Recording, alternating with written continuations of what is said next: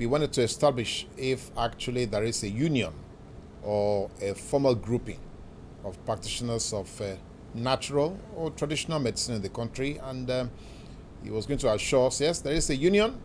Maybe we should just go back to him and see if we can take it from there, if that union is active, and why is it that Nigerians are not therefore enjoying the benefit of such a gathering. So do we have an association of traditional medical practitioners in Nigeria? How strong is it? And why is it therefore that you are not expanding, as it were, the frontiers of how traditional medical practice, quality one, can reach many more Nigerians? Thank you. The first problem that we encounter is that most practitioners have formed themselves into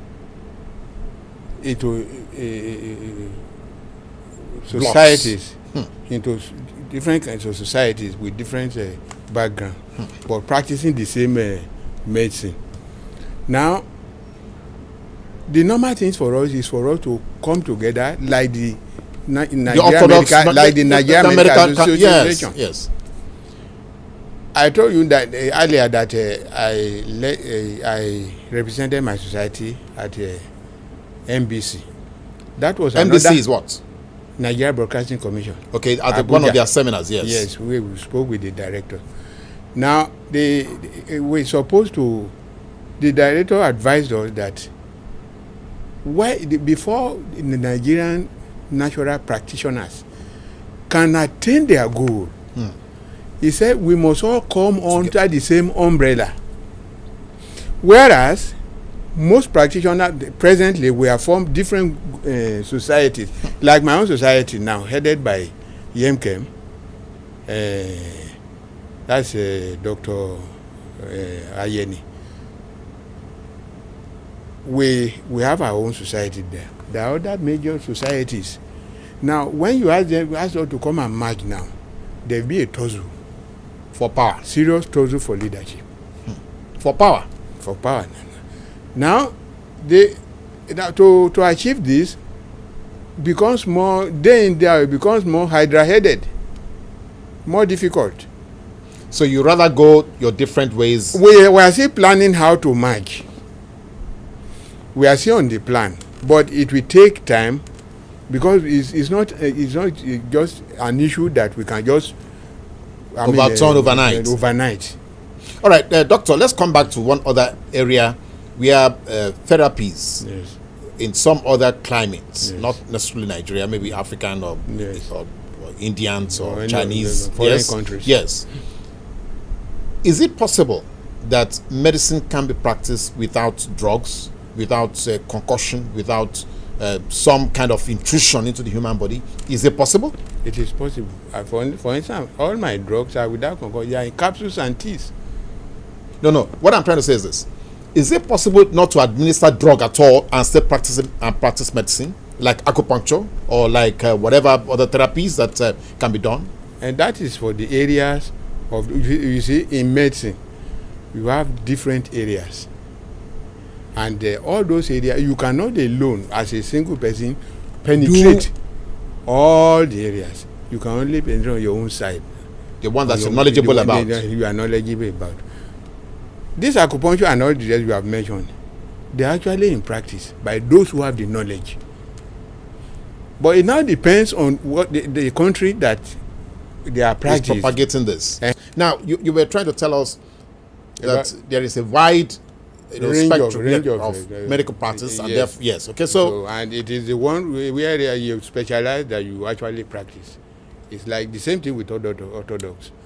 Now, the main problem is that you cannot, when you are practicing, you must be able to concentrate so much on your own area, research deeply into it, and have a lot of analysis so that you become an expert in that side. Because the more you practice, the more you research, the more you become an expert in that area.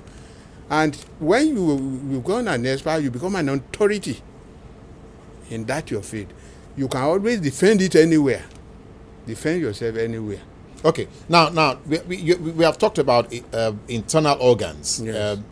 Which The heart, the kidney, yes, the which liver. incidentally is one critical area now is in Africa where life expectancy is almost like less than 50 now for men essentially. But one other challenge or major challenge has been maternal mortality.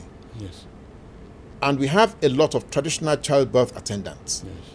Are these attendants members of traditional medicine? There are practitioners? members, and that's a section.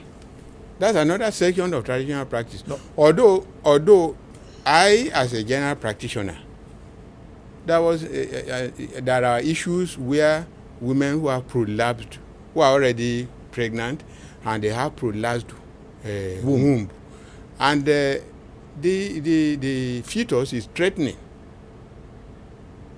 to abort. Now, after they went to Orthodox medicine yes. hospital, and they said they will have to operate it, where they will tie the cervix and Do until the pregnancy is mature. But I told them it's not necessary. I developed the capsule to tighten it, and the tincture, which we use from the underneath her tummy to help her to press it up until it closes by itself. No. This is well, a very comfortable revelation that you have made. Yes. Now, but have you processed this through the normal authorities? I NAFDAC have so much on my hand. I've not processed. I've only been using it to get people out of difficult situations. You see, most of these women will come back. They don't have 50,000 to perform the operation. They don't have so much. Okay, it's all right. You bring 15,000 instead of 50. Instead of 50. I've prepared the capsule for him, and the tincture. It's a kind of tincture. You prepare it naturally, and she will use the tincture to hold up. It, and we tighten the capsule. We tighten the mouth or the cervix, so that the pregnancy will be okay. Now, but Dr. Ayodele, yes, many women are still dying from ordinary childbirth. Yes, they are dying from ordinary childbirth because not all doctors are experts. That statement is pregnant if you go deep into it. Not all doctors are experts, but every doctor claims to be an expert. in his own field. All right. For us as your clients, yes, as your customers, yes, as your beneficiaries, yes, what assurances are there in place for your own association, for instance, to begin to measure the expertise, the competency, or the lack of both of your members? Do you have anything in place? Like, do you have a register of members? Do you have a disciplinary measure for those who are erring? Do you have a control mechanism on those who are practicing? We have everything. We have everything. In fact, we did not even stop at that. We went as far as to engage in some kind of training for your members. For our members. You see, in our meetings, some members we can mention a particular ailment or disorder may be mentioned, and an expert in that area will be asked to come and lecture it. To come and share with everybody there. We do that in our society. The only area where we have been sluggish. The only area where we have been sluggish now is the fact that we are supposed to have built a specialist hospital for traditional medicine. Even if it's not that gigantic or something, but build it and start. No, I'd like you to say that again. Can you repeat what you just said? That we should engage in the building of a specialist hospital. That every ailment taken to that place will be able to have a traditional medicine expert. Experts who will be there, like a consultant. Thank you. Who will be able to treat them, and then, because I told you earlier that when the hospitals fail, That is when I you can start. no longer go further. That is where we start. Now, I like that, Dr. Yodili. Yes. Quickly, we'd like to appeal to our viewers. Many of you are sending text messages asking for the contact of our guests. I think you just send that contact to NTA quietly, maybe with your own SMS or your telephone line, and NTA will get back to you so that you can get to meet him. The important thing here that we are doing now is we are sharing his knowledge or his expertise on alternative medicine as a way for us to bridge the gap between those who want to be medically fit or healthy and many of us who are suffering in silence. Now, good morning. Please, I have an open wound for the past 4 years and it closes and opens back after 5 to 6 months. What do I do? That is what the Yoruba people call egwadaijina. You must have heard that. You see, but just for you to it's on healing wound. Now, if you are suffering from unhealing wound, there are certain processes we have to go through. No, but for you, can you tell us the prognosis? What can be the reason for that? The reason for it that one, they are numerous. One, that person could be diabetic and may not know. Two, you see, this fetish system of our people, we cannot wholly disregard it. Somebody might have incised the You are a skin Yoruba to put, man. yes, You are a Yoruba to man. Yoruba put man. something on. I have seen clearly where they put some Medication powder and so on in somebody's shoe, and after stepping into that shoe, wearing the shoe, he developed a sore. Not only it started swelling. After some, that video we saw and remain incurable. And that is black magic. That is black magic, and use black magic to ward off inflict people. Yes. To inflict, make probably punishments on people, and that is purely spiritual. Probably when you are sleeping, somebody who is your enemy and all. No, doctor, you're saying this is do happen. Well, I have seen cases of it, and I've treated cases of it. That is the assurance I want to get. Yes. Because our people are a little bit held, as it were, in captivity by the fears of the unknown. The fact that there is black magic, there is voodoo, there is now. The question is, can traditional medical practice handle such incidences? That's where I'm going. This man he has the leg started swelling, and after some time, he developed a sore and started shedding water, water and pores and all the rest. So when he came to me, he told me how he has it.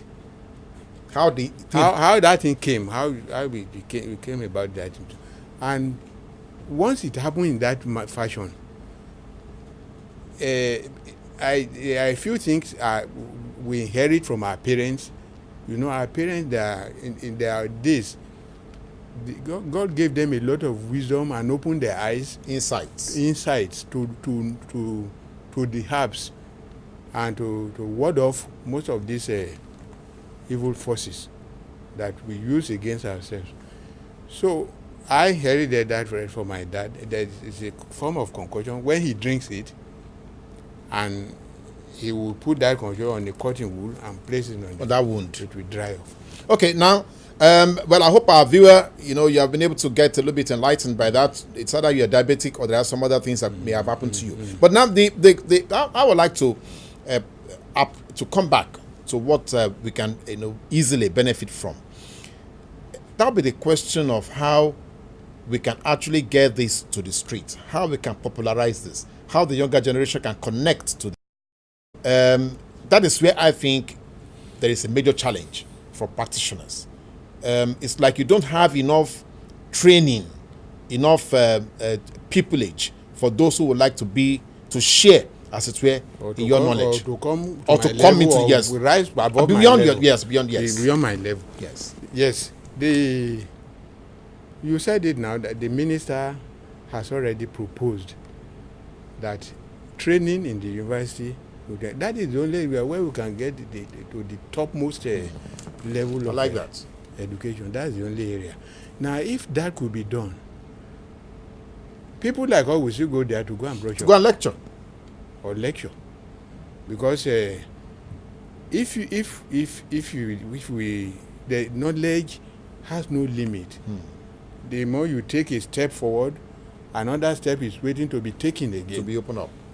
So therefore, one has to Be broad-minded. do not sit on your oar thinking that You know it you all. have got to a certain level and you can treat it, that you have known it all. That person will remain a foolish person because you will continue to share others people's knowledge until you die. Because the more you share, the more experience you get, and the better for you. Okay, before we leave, because my producers are saying that we are already eating it up with other programs' time. One other salient question, Doctor, is the issue of alcoholic Yes. medical Yes. concussions that we have, sold at street corners, at garages, at all sorts of alcoholic medical solutions to impotency, from impotency to libido to this, and everybody is imbibing all this. What do you say to that? Yes. If you look at this alcoholic concussion that now takes the entire market over, you will discover that most of them, those producers, most of the producers, not all of them, most of them cannot go to the level where they can produce drugs that will take care of an ailing heart, drugs that can take care of the ailing kidney. These major organs, you must be widely educated and have the knowledge of it. Otherwise, if you want to treat somebody who has heart problem and you give him a wrong dose, you may stop the heart and then it goes off. Therefore, you must have the knowledge and the expertise of what you are doing if you want to treat somebody of that nature, mostly the organ. But our people, the Nigerians are alcohol drinking nation. That's the way I will see it. You see, most of these alcohols are selling, and the producers now see that the more they produce, the more they sell, and they are selling. But the future problem that may arise there is the issue of cirrhosis. This is a disease, a disorder of the liver and the kidney. All right, that is it. Dr. Yodele has nailed it there. You have a danger ahead of you if you're not careful with the level of paraga that you are putting into your kidney and to your liver. That's the way he has just said it. Thank you very much for coming on Close Flow. It's been a wonderful experience having you here. Yes. I think we should look forward to having that general hospital where traditional medical practitioners can come and provide consultancy to a number of our people. And also, please try as much as possible I want the government awareness, to create more awareness, and let the government spearhead, create a forum or a situation where people can, for awareness of the use of natural medicine, to come back to nature. All right. There must be a revolution for it. So that is it again. I'm just, you are hearing it from the horse's mouth. He's saying there must be a return to nature, and that is the revolution.